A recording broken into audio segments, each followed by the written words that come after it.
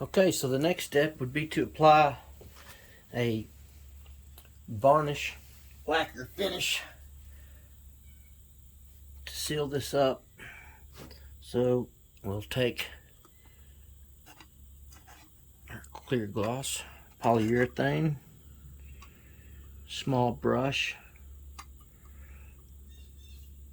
go over the top of that.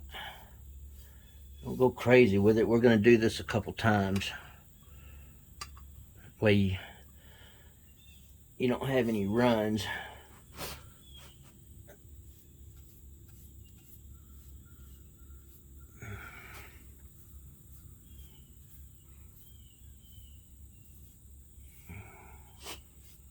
Go over all the places where you scratched off with your sandpaper when you were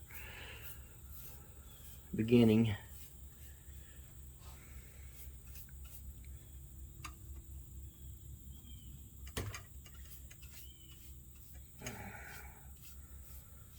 Remember, you don't want to get excessive and have a bunch of drip that you're going to have to sand off.